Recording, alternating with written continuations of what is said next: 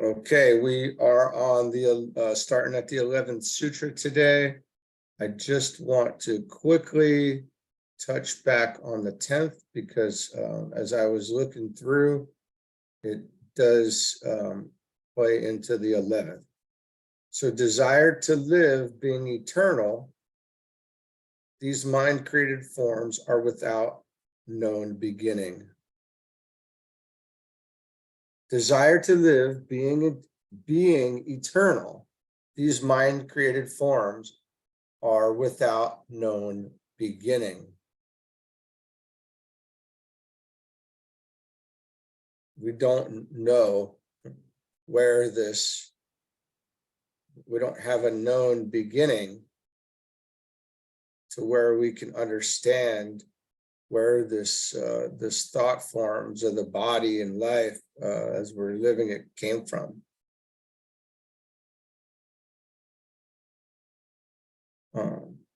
But here's, I also want to read this last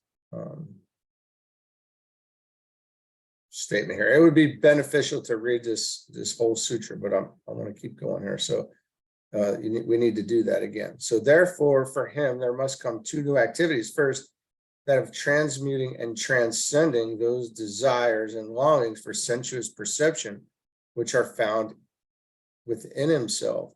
And secondly, the task of insulating himself or isolating himself from the allure and influence of those greater streams of mind images which eternally exist. These are such powerful words. The greater streams of mind images. And thus only can he achieve the condition of isolated unity. So we're insulating ourselves and isolating ourselves from the allure and influence these things. And this is it's very deep there, but it goes right into 11. So let's keep going here. These forms being created and held together through desire, the basic cause, personality, the effective result, mental vitality or the will to live, and the support of the outward going life or object, when these cease to attract, then the forms cease likewise to be. So here we have attraction again. And we have these greater streams of mind images that we're attracted to that we need to break free from. So let's keep going here. This sutra expresses a law of nature and is so clear that but little explanation is needed. It might be of value, however, if we analyze briefly the teaching given here. We learn that four factors contribute to the existence of mind images, or the forms which come into being as the result of the desire nature. The basic cause is desire, the effect or the result, personality, the will to live, mental vitality, and the outward going life, which is the object, which is this body, right? So when the cause, desire, has produced its effects, the personality or form aspect of man, its effect, when the cause, desire, has produced its effect, which is here and now, the personality or form aspect of a man, then as long as the will to live exists, so long will the form persist. It is kept in manifestation through mental vitality. This has been demonstrated time and again in the annals of medicine, for it has been proven that as long as the determination to live persists, so will be the probable duration of the physical plane life, but that the moment that will is withdrawn, or the interest of the dweller in the body is no longer centered upon personality manifestation, death ensues and the disintegration of that mind image, the body takes place. It is interesting to note the occult meaning conveyed in the words, the support of the outward going life or object. It is interesting to note that, all right, so that the support of the outward going life or object, for it substantiates the occult teaching that the life stream passes downward from the originating cause and finds its object or final manifestation in the vital or etheric body, which is the true substance of every form, which constitutes the support or scaffold of the dense physical vehicle. These four factors can be well divided into two groups of pairs of opposites, the cause and effect, the will to be, and the true form or object. For a long period in the evolutionary process, the object or form existence is the sole interest of the indweller, and the outward going life becomes the sole center of attraction. But as the wheel turns and experience after experience is entered into, the desire nature reaches satiety, and is satisfied. And little by little, the formulating of mind images and the production of their effects come to an end. Form consequently ceases.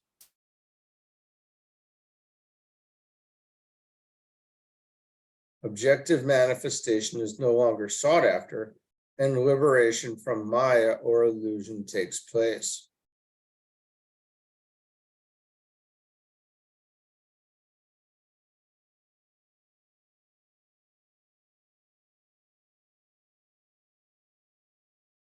And this is all building on, the first 10 sutras are building onto this. And if it'd be good to go back and read them again, like I said, hopefully we're all picking up on this building up process, because this is all, it's one teaching. Right, so it's a big thought form of teaching that we're reading little chunks of at a time, but nevertheless it is a whole. So here, let's keep going here. The 12th sutra: the past and the present exist in reality. The form assumed in the time concept of the present is the result of developed characteristics and holds latent seeds of future quality. Let me read that again. The form assumed in the time concept of the present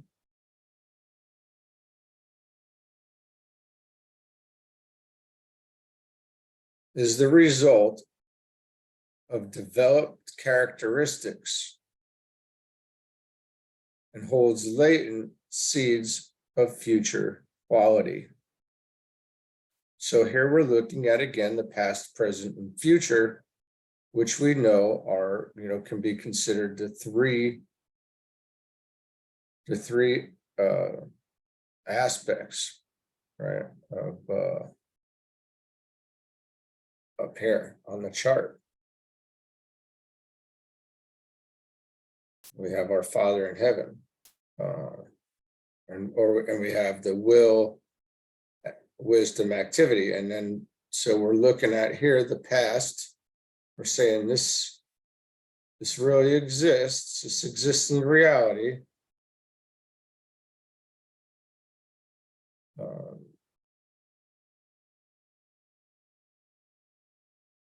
It's a result of developed characteristics from here with latent seeds from here. So in this sutra, the three aspects of the eternal now,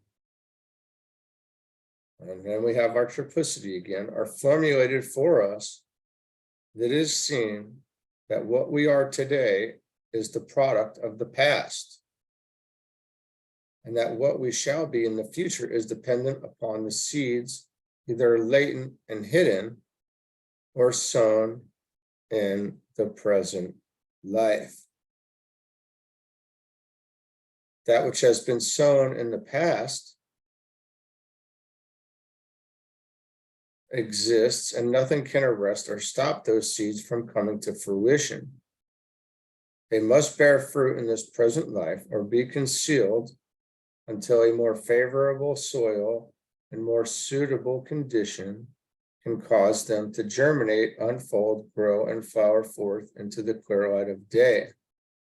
There is nothing hidden or concealed which shall not be revealed, nor anything secret which shall not be made known. The sowing of fresh seeds and the originating of activities which must bear fruit at a later date is, however, a different matter, and one more completely under control of the man.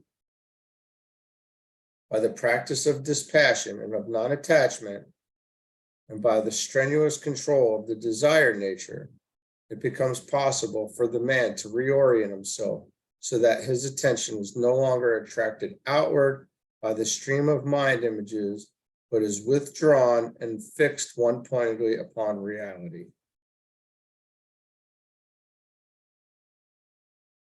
This is first attempted through the control of the vehicle of thought, the mind, and the conquest of the modifications of the thinking principle, and then the work of using that mechanism and its employment in right directions, and for the achieving of knowledge of the soul realm instead of the matter realm proceeds.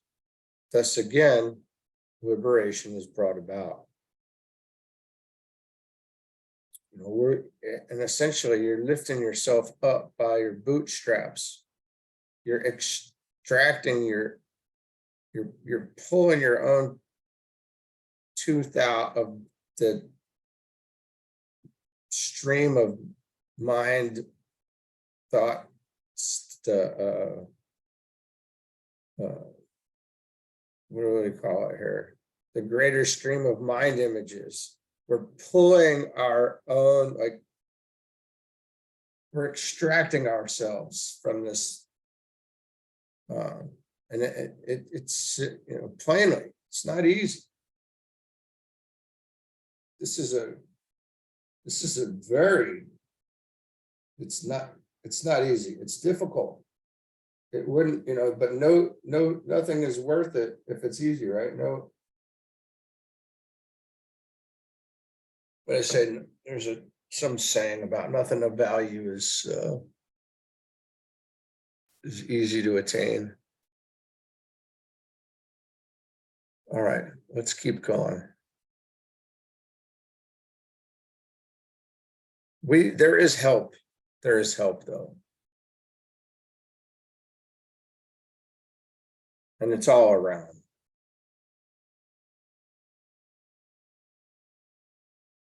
And we can invite it even. Right?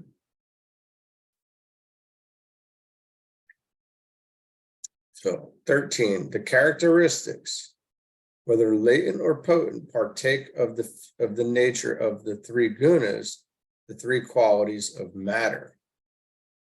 And we know what they are, right? Sattva, Raja, and Tamas, because it's from earlier.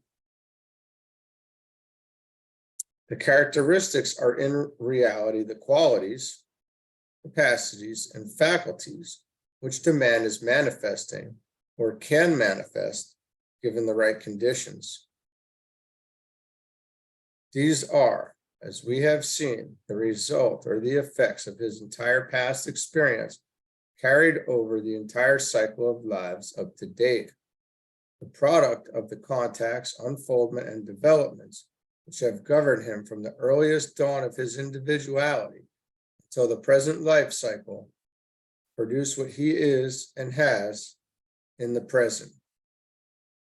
It must be borne in mind that all these factors, which are summed up under the general title of characteristics, are concerned with the form and its responsiveness to the indwelling spiritual life.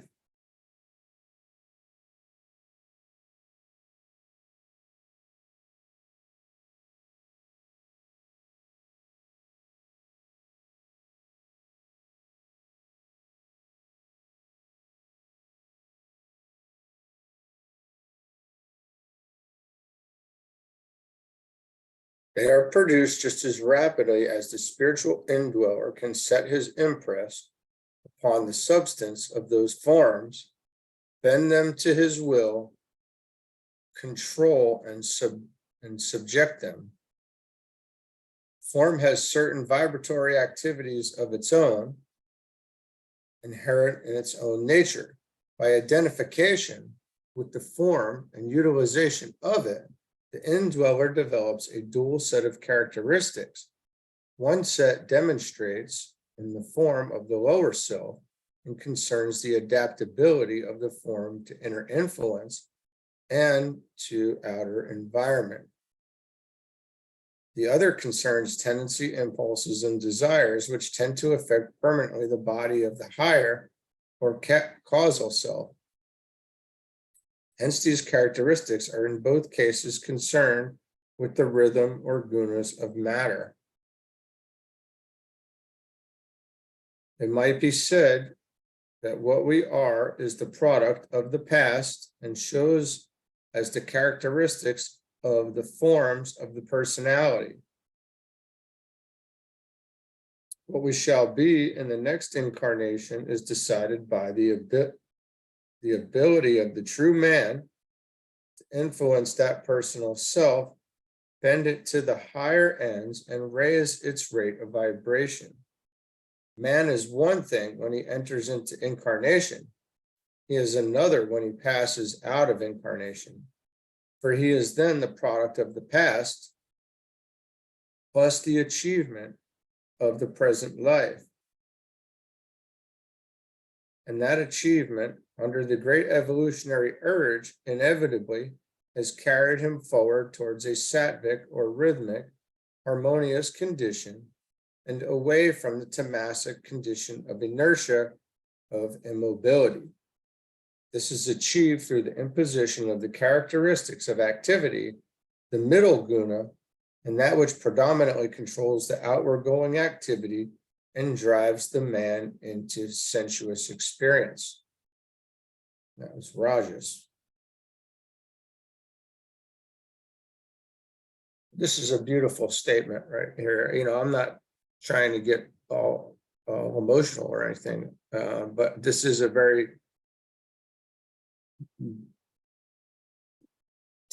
telling. This is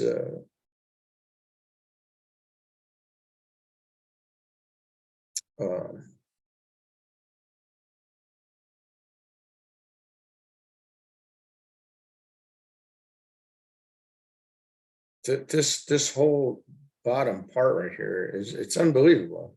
I mean, it's perfect. It's this slow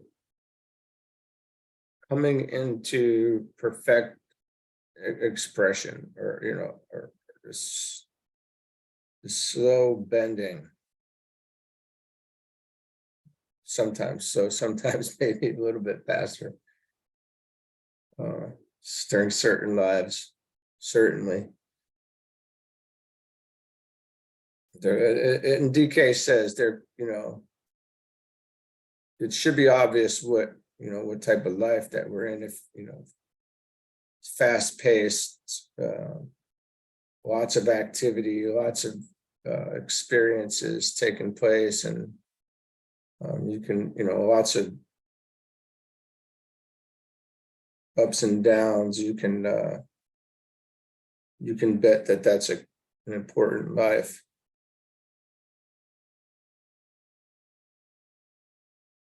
And if you haven't heard this before, I'll go ahead and say it.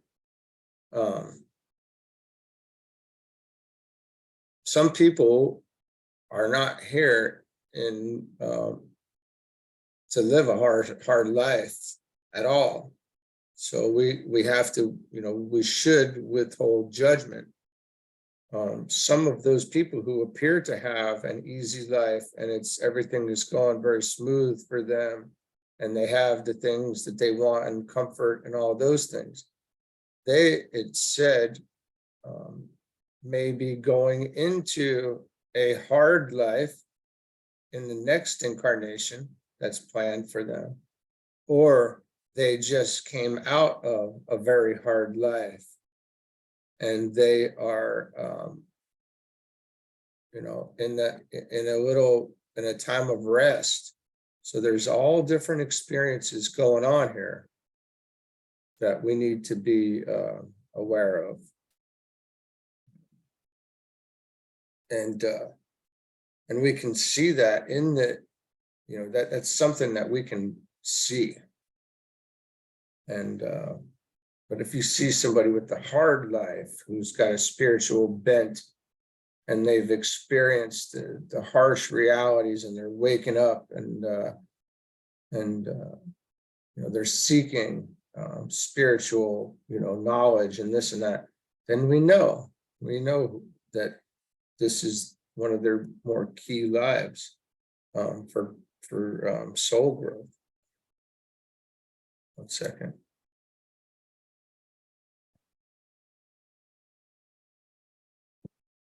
All right, so moving on to the 14th Sutra.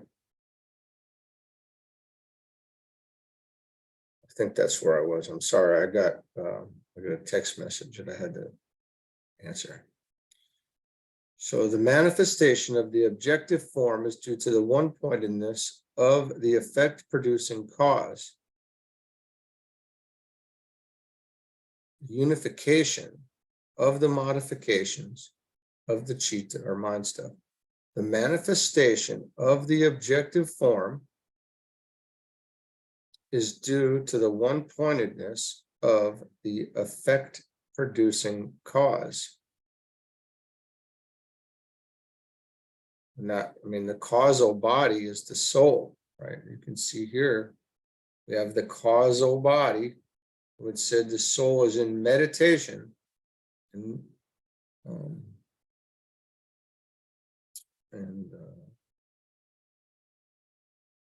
the soul is the cause of this, as far as we know. So let's see where this goes.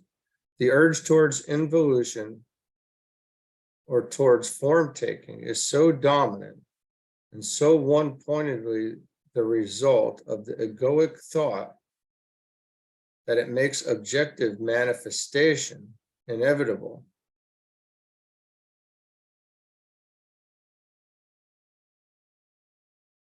That urge towards form taking. Now this is the urge towards involution.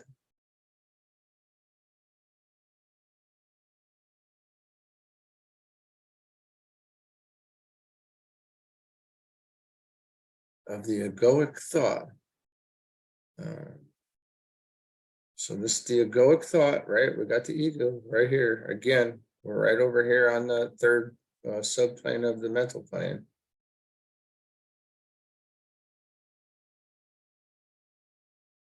The citta or mind stuff in the great process of form appropriation is so thoroughly unified, and the desire to experience through physical plane contacts is so dominant that the many modifications of the mind are all turned towards the same object.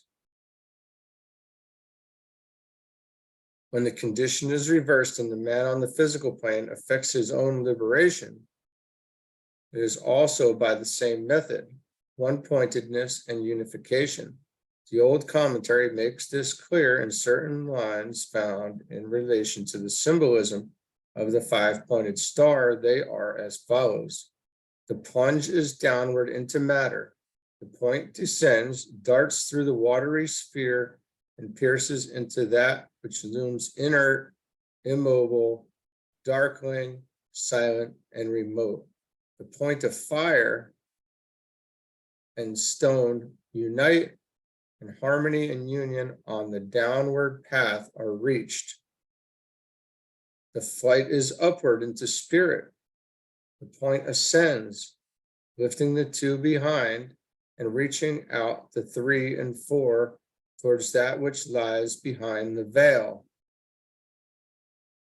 The water fails to quench the point of fire, thus fire meets fire and blends.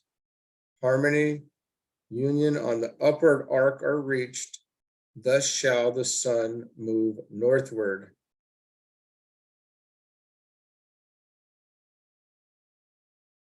And that's what it said. This is our future. It's right here in front of us. This is where this goes.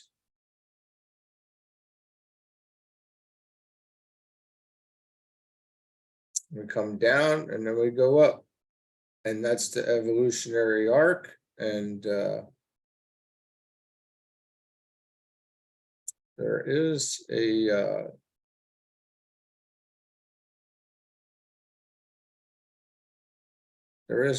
diagram, there is a picture of that somewhere that shows that we are now on the evolutionary arc back up. And we're all on our way, essentially, we're on our way back to home. So let's keep going. 15. These two, consciousness and form, are distinct and separate. Though forms may be similar, the consciousness may function on differing levels of being. Okay, this is interesting because we generally see this. We have a variety of many energies and forces and things affecting the beingness of each person. So this sutra should not be considered apart from the succeeding one, which predicates the fact of the one mind or the one life being the potent cause of all differentiated lesser minds and lives. This must ever be realized. 3 main thoughts, therefore, lie involved in this sutra. First, that there are 2 main lines of evolution, that which concerns matter and form, and that which concerns the soul. The consciousness aspect, thinker, and manifestation. For each of these, the path of progress differs and each pursues its course. It has been noted for a long period of time, the soul identifies itself with the form aspect and endeavors to follow the path of death, for that is what the dark path is, in fact, to the thinker. Later, through strenuous effort, this identification ceases, the soul becomes aware of itself and its own path, or dharma, and follows then the way of light and of life. It should ever be borne in mind, however, that for the 2 aspects, their own path is the right path, and that the impulses which lie hidden in the physical vehicle or in the astral body are not in themselves wrong. They became wrong from certain angles when twisted from their right use, and it was this realization that led the disciple in the book of Job to cry out and say, I have perverted that which was right. The 2 lines of development are separate and distinct, and this every aspirant has to learn. When this is grasped, he seeks to aid the evolution of his forms in 2 ways. First, by refusing to identify himself with them, and secondly, by stimulating them. Through the bringing in of spiritual force, he will also realize the point in evolution at which his brothers stand and cease to criticize them for what they may be,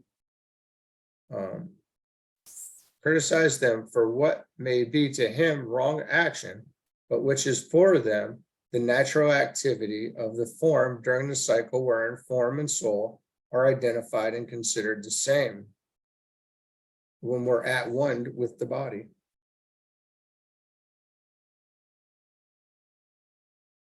The second main line of thought involved in Sutra 15 is more difficult to express, It lends color and veracity to the contention of many thinkers that things exist and have form and activity only insofar as the mind of the thinker formulates them.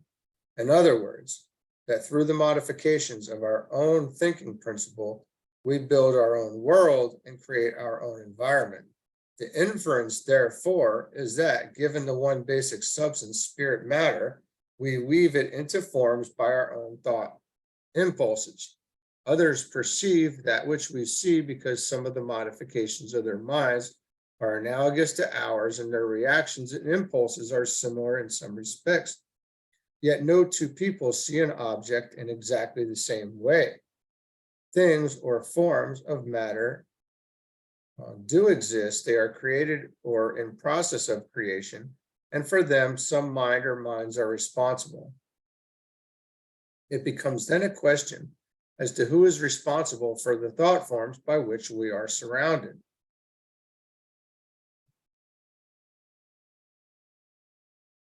Vedi's commentary and translation leans more to this line of thought than does the paraphrase of the Tibetan, and it is of profit to study it, for in the approach of many minds to a problem, its magnitude can be appreciated.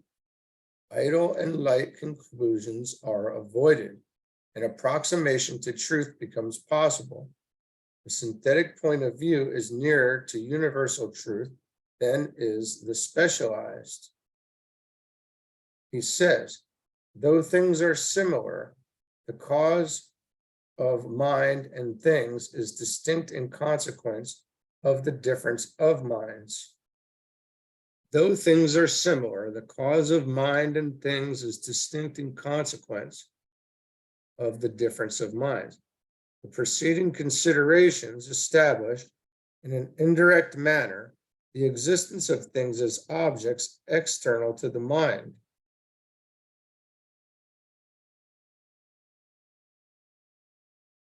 I don't know how to say this, and I'm not even going to try. These Buddhas who maintain that things are but the reflections of our thinking principle would object to such a position. The objection could not bear examination, for the existence of things apart from the thinking principle is certain.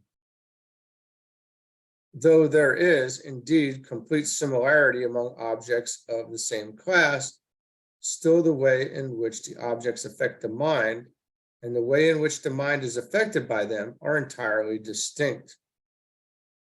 Hence, objects exist out of the thinking principle. Though objects are similar, they are not presented to different minds in the same light, which shows that they are apart from the mind. Again, we often hear more than one person saying that he has seen the same object as is seen by another. This would prove that though the object is one, the cognizers are many. This circumstance proves the distinction of the object and the mind. Again, the seer and the sight, i.e., the mind and the object or the instrument of knowledge and the object of knowledge cannot be one and the same, for then all distinctive knowledge will be impossible, which, however, is absurd. To attempt a solution of this difficulty by saying that eternal vasana of the form of external objects is the cause of all our distinctive knowledge is useless, for that which has already spent itself cannot become the cause. Hence, the objective existence must be granted as independent of the subject. Nor should it be imagined how one substance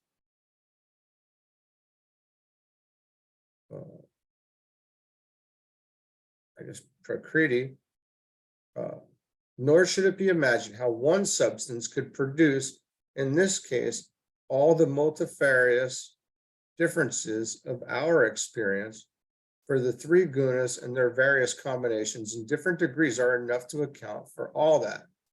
In the case of yogins properly enlightened, it is but proper that knowledge having produced in the in them supreme Viraja, they do not care for the gunas, which also assume a state of equilibrium and produce no effect. The third line of thought deals more specifically with the realization aspect, or with the condition of awareness of the indwelling thinker, and is therefore of immediate practical value to the student of Raja Yoga. It involves certain questions which might be expressed as follows. 1, on what level of being or of realization do I function? For the thought is identical to the occult student. This is something that we seek to find out. What level of being or realization do I function? Which is interesting. This is tough to note that beings higher than yourself know where you're at, essentially, in a ballpark anyway, and you don't, which makes things rather interesting, because they know all this material. As a when you understand this, what we are looking at here in a broader way, when you meet people and you can see what their all of their business, and be observed, you can know in a roundabout way.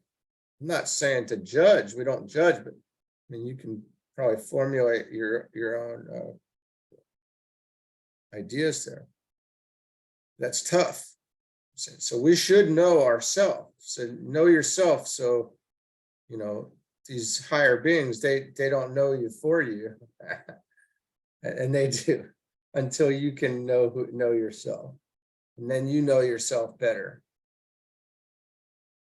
2, do I identify myself with the form or with the soul? 3, which path am I following? The highway of the soul or the low way of matter? 4, am I in a transition period where my realization is being transferred from the lower to the higher consciousness? And 5, though in the body, is it just my instrument? And am I awake on another plane of awareness? These and similar questions are of profound value to the aspirant if asked sincerely, and he builds and creates his own environment served truthfully. These and similar questions are of profound value to the aspirant if asked sincerely, and he builds and creates his own environment served truthfully, as in the presence of God and of the master.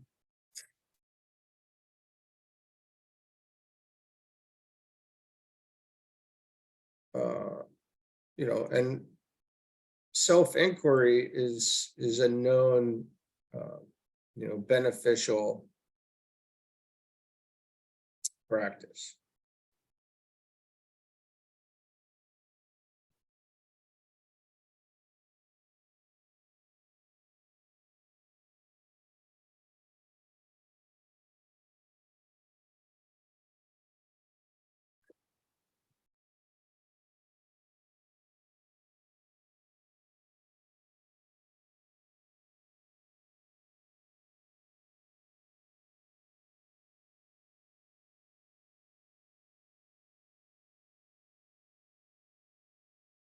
I'm sorry.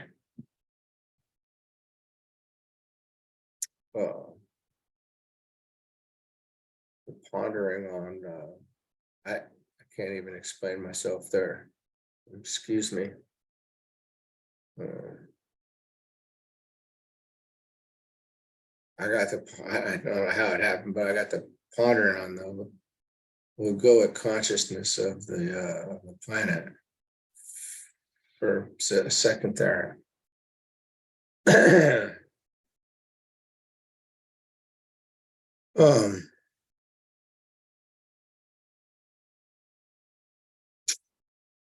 Let's do this one.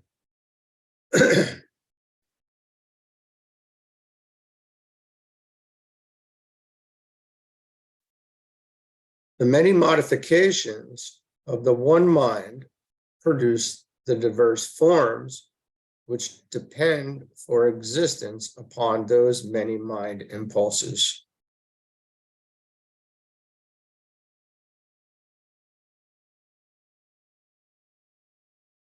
The many modifications of the one mind produce the diverse forms which depend for existence upon those many mind impulses. In these words, the whole concept is swung out of the realm of the particular into the kingdom of universals.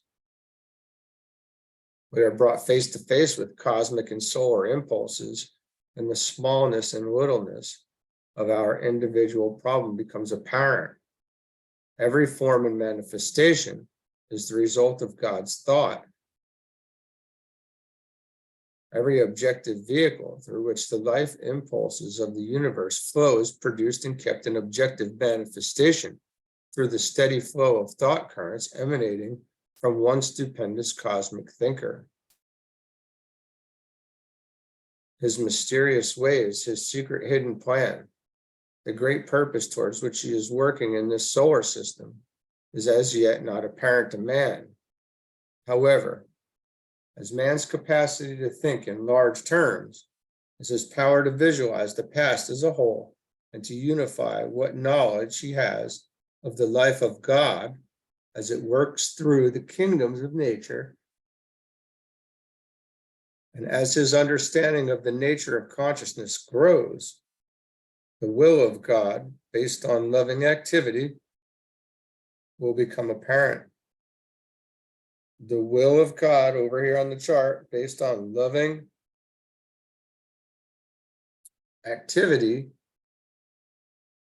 this is love, wisdom, and intelligent activity in the will of God. So we have our triplicity there again.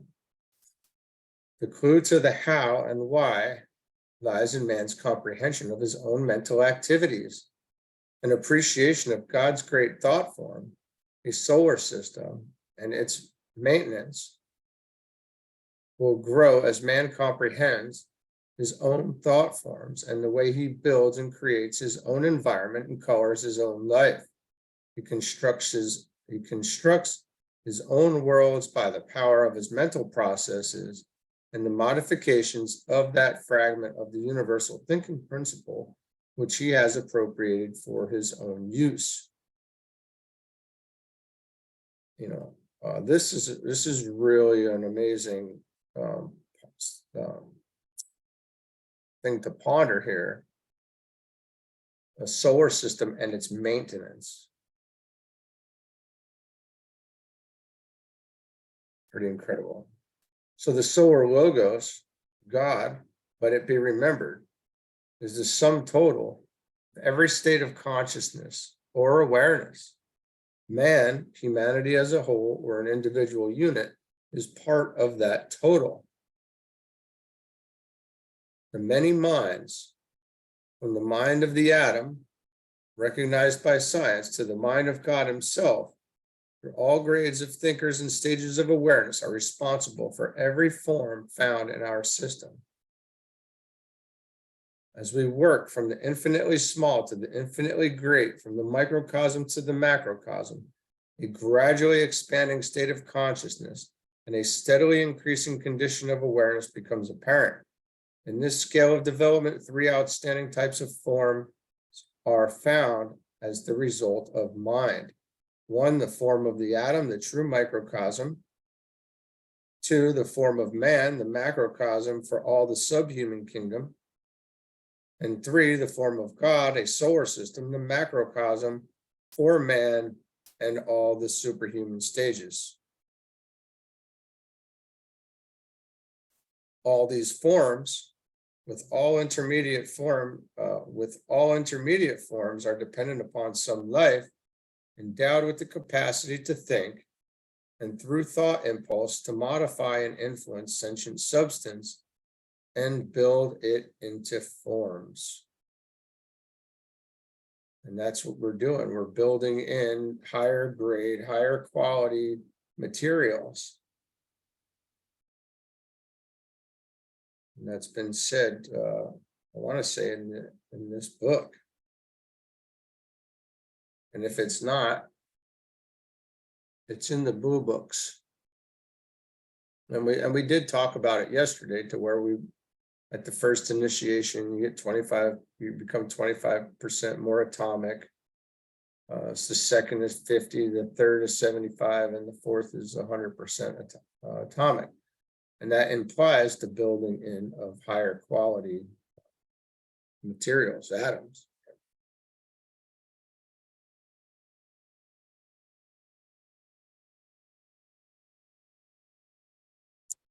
17. These forms are cognized or not according to the qualities latent in the perceiving consciousness. This has been translated most ably by Charles Johnston in the words, an object is perceived or it is not perceived according as the mind is or is not tinged with the color of the object. We see what we are ourselves. We become aware of that and other forms which is developed in ourselves. We fail to see aspects of life because as yet in ourselves, those aspects are undeveloped and latent. And this is just one of those things. We don't know what we don't know. To illustrate, we fail to see the divine in our brother because as yet the divine in ourselves is uncontacted and unknown. The form aspect and its limitations are developed in us, and the soul is so hidden that we only become aware of the form of our brother and fail to see his soul. The moment we contact our own soul and live by its light, we see the soul of our brother, become aware of his light, and our entire approach to him is changed. Herein lies the clue to our limitations. Herein lies the promise of our success.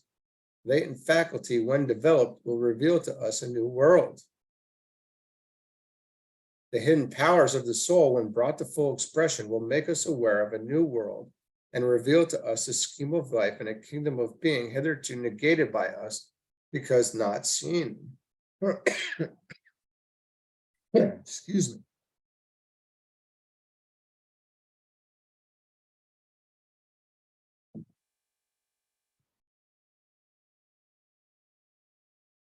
Hence the need for every investigator of the mysteries of existence to bring his search,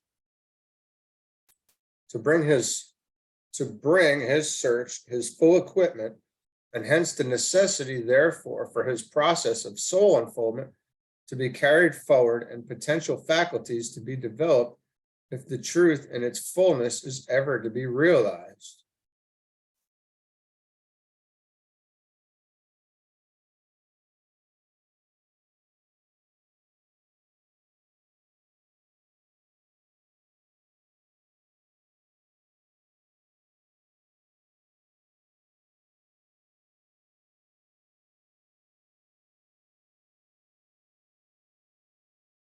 It's 218. The Lord of the mind, the perceiver, is ever aware of the constantly active mind stuff, the effect producing cause.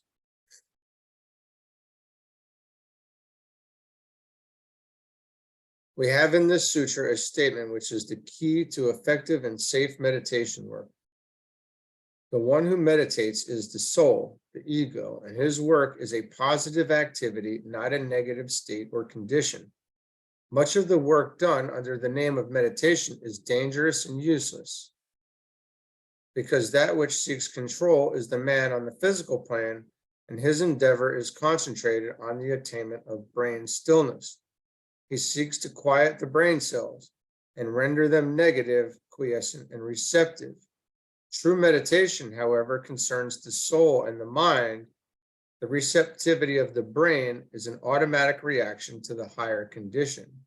In Raja Yoga, therefore, contact with the true man, the ego, and the power to still the modifications of the thinking principle must precede all brain activity and responsiveness. The Lord of the mind is ever awake, ever aware of the tendency of the mind to respond to force currents produced by thought or desire. He therefore watches every emanation of force issuing from him and controls every thought and impulse, so that only those streams of energy and those impulses originate with him, which are in line with the purpose held constantly in view and in pursuance of the group plan.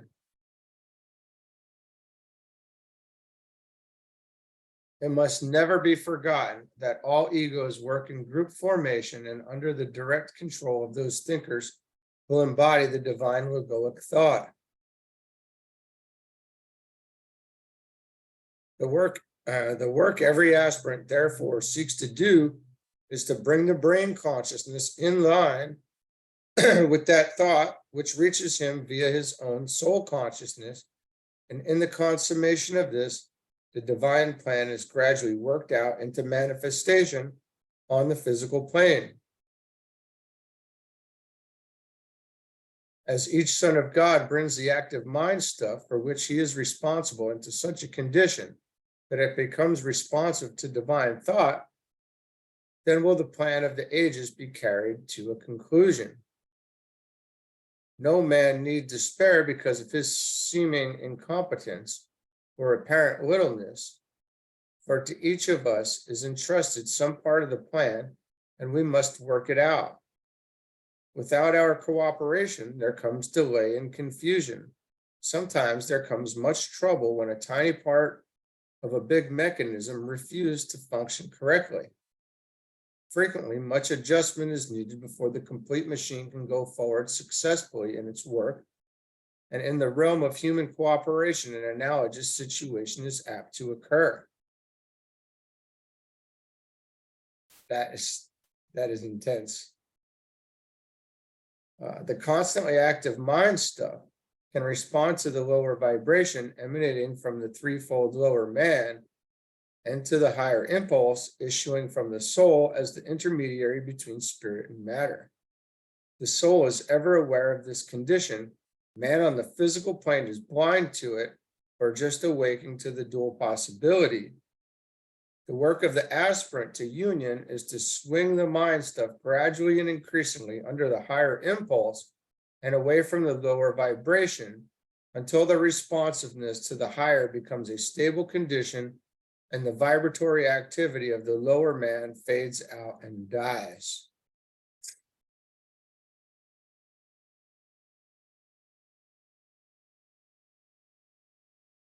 And this is, biblical. To die while living is biblical, where we have to die while alive and prepare for death and essentially go through the stages of death, but while alive. And leave this world while alive and extricate and extract ourselves from it while alive. And, Paul says, I die daily. And that's probably, that's a pretty good outlook to something not terrible to hold on to continue the work on a daily basis.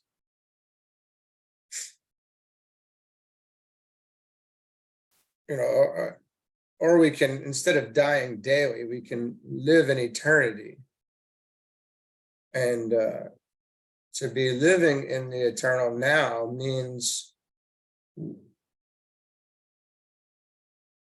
we have to know how to live in it and with it and in cooperation with it. And so that's maybe a more positive outlook.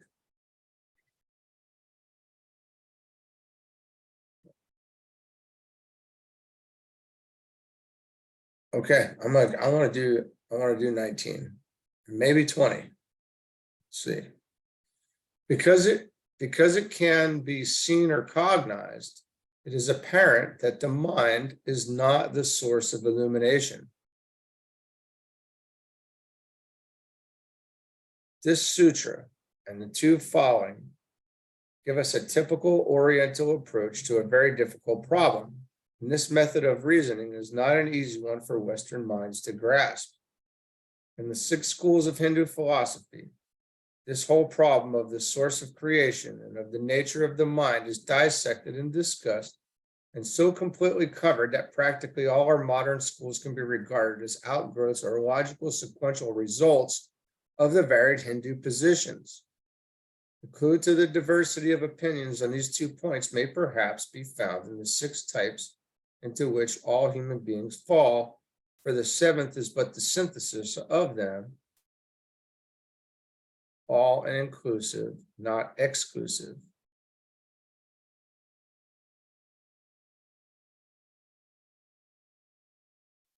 The Yoga Sutras.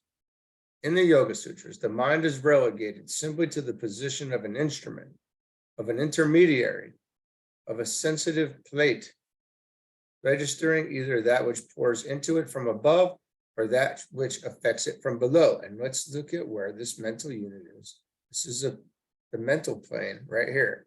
And this is the lower mental plane, the lower 4 subplanes. And then we have the higher 3 subplanes. And you could break that up again and call this middle one, you can equate that to the bridging, I guess, but we're looking at the ego sitting here, and these being the abstract planes. But this is where all of this is stored. It has no personality of its own.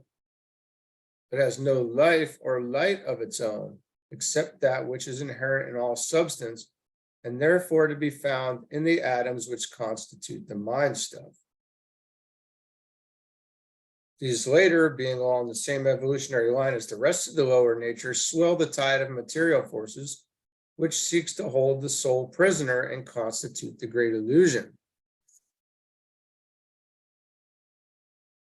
The mind, therefore, can be cognized in 2 directions. First, it can be known, recognized, and seen by the thinker, the soul on its own plane. And secondly, it can be seen and known as a vehicle of the man on the physical plane. For a long time, man became that with which he identified himself, to the exclusion of the true spiritual man, who can be known, contacted, and obeyed once the mind is relegated to its rightful place as an instrument of knowledge. A physical plane analogy may help here. The eye is one of our major senses, and whereby we acquire knowledge, a medium through which we see. We, however, do not make the mistake of regarding the eye itself as a source of light and as that which produces revelation. We know it as an instrument which is responding to certain light vibrations, whereby certain information is conveyed about physical plane to our brain, that great receiving plate upon the physical plane. To the soul, the mind acts also as an eye or a window through which information comes, but is not itself the source of light or illumination.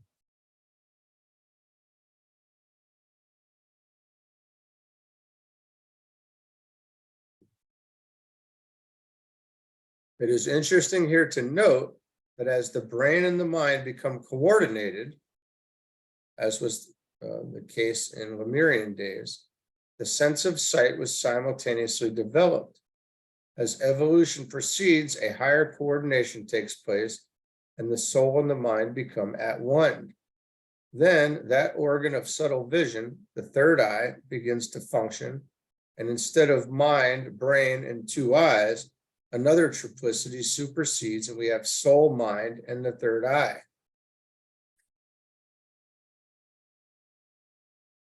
The brain, therefore, is not the source of illumination, but becomes aware of the light of the soul and of what it reveals in the realm of the soul.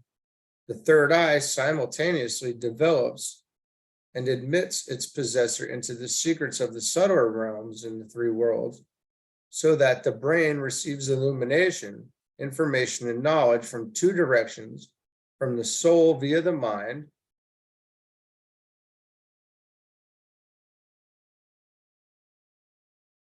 which is here. Remember, this is on the mental plane. The soul is on the mental plane here. And from the subtler planes in the three worlds via the third eye. It should be remembered here that the third eye reveals primarily the light to be found in the heart of every form of divine manifestation.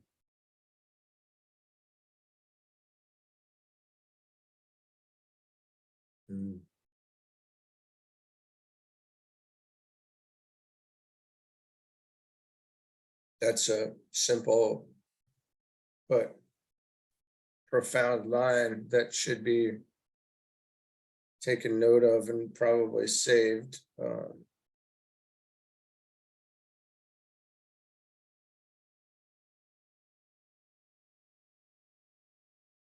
The third eye reveals primarily the light to be found in the heart of every form of divine manifestation. Okay, let's keep going. 20. Neither can it know two objects simultaneously, itself and that which is external to itself. None of the sheets through which the soul functions has self-knowledge. They are only the channels through which knowledge is gained and life experience undergone. The mind does not know itself, for that would predicate self-consciousness, and therefore not having individual consciousness, it is unable to say, this is I, myself, and this is external to me, and consequently the not self. It is simply another sense whereby information is gained and the further field of knowledge is revealed. And that's why the mind is called the sixth sense. This must be meditated upon, and the whole trend of one's endeavor be to bring that instrument into such a condition that it can be used to the best possible advantage. This is what the three last means of yoga seek to do, as this has been covered earlier. It is needless to enlarge upon this here.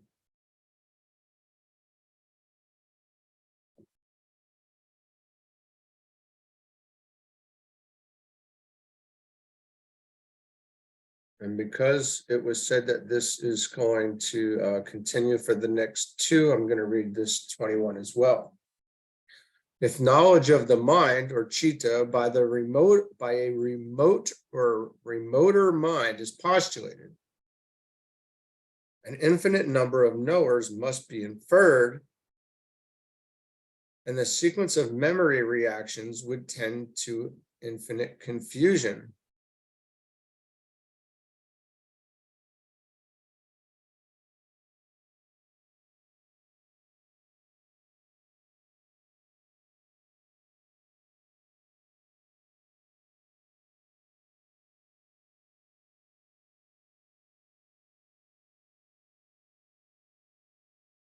One of the explanations of the functions of the mind is to predicate its capacity to detach itself from itself and view itself as a thing apart.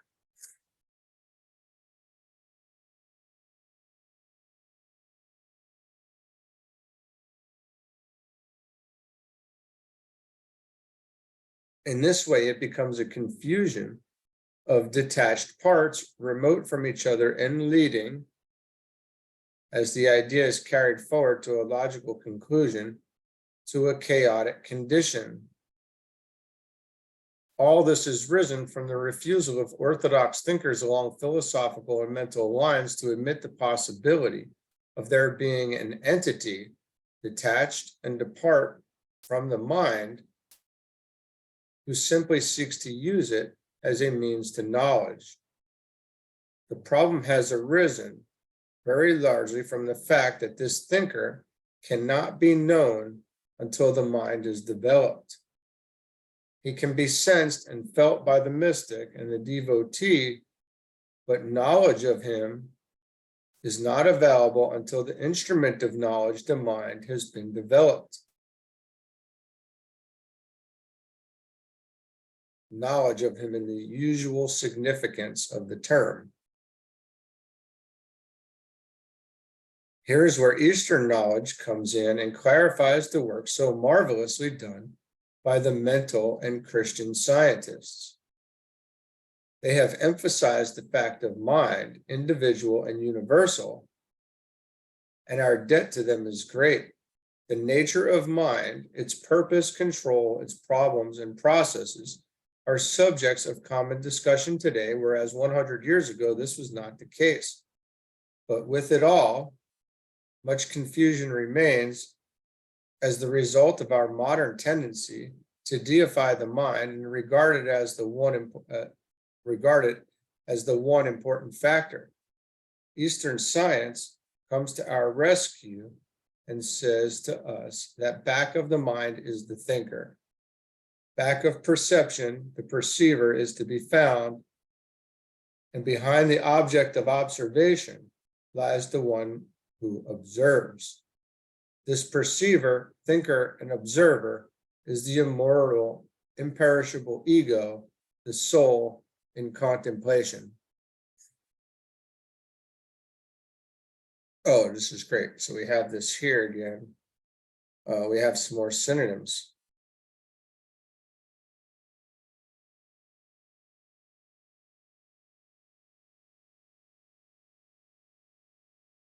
Let's do 22. When the spiritual intelligence, which stands alone and freed from objects, reflects itself in the mind stuff, then comes awareness of the self.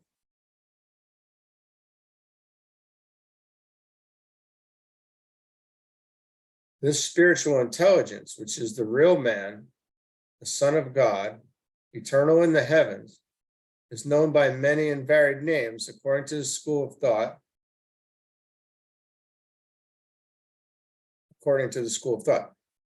The appended list of synonyms is of value to the student, for it gives him a broader vision and an inclusive understanding, revealing to him the fact that the sons of God, revealed or unrevealed, are everywhere to be found. Here we have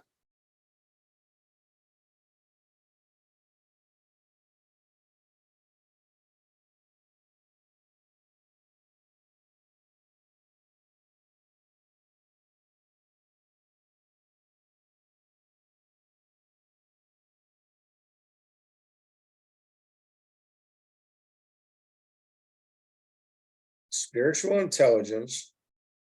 See, I'm trying to figure out if these are triplicities or if this is just all, if they're all just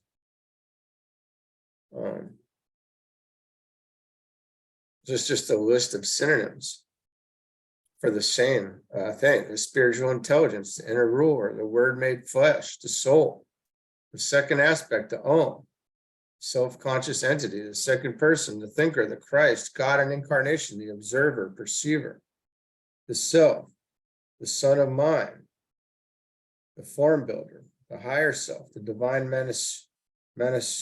Manasiputra, force, the Son of God, the Agnishvata, the dweller in the body.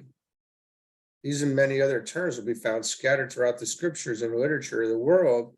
In no book, however, is the nature of the soul, whether macrocosmic, the cosmic Christ, or microcosmic, the individual Christ, so wonderfully portrayed as in the Bhagavad Gita and in the three books, the Bhagavad Gita, the New Testament, and the Yoga Sutras, is contained a complete picture of the soul and its unfoldment.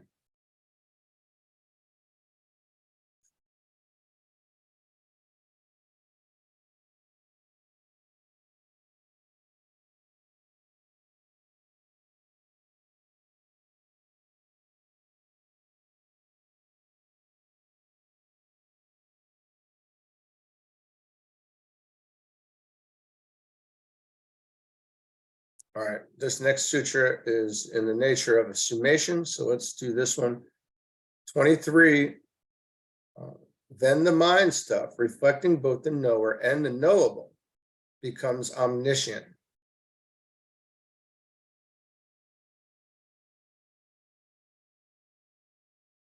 This sutra is in the nature of a summation and emphasizes the fact that the mind, being stilled and quiescent through the practice of concentration and meditation, becomes the reflector of that which is above and of that which lies below. It is the transmitter of the knowledge of the self to the physical brain of the man in incarnation, and the transmitter also of that which the self knows and perceives. The field of knowledge is seen and known. The knower is also perceived, and the perception of all objects becomes possible. It becomes literally true, therefore, that the yogin, nothing remains hidden or unknown. Information on all subjects becomes possible to him, for he has an instrument which he can use to ascertain that which the soul knows concerning the kingdom of God, the realm of spiritual truth. He can also enter into communication and convey to the soul that which is known to the man in physical carnation. Thus, the knower, the field of knowledge, and the knowledge itself are brought into conjunction, and the medium of this union is the mind.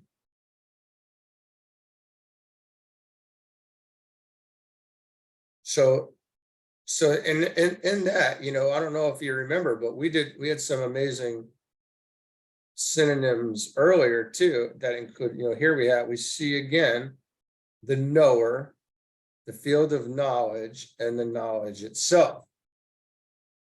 And then, before we had the perceiver, that which is perceived,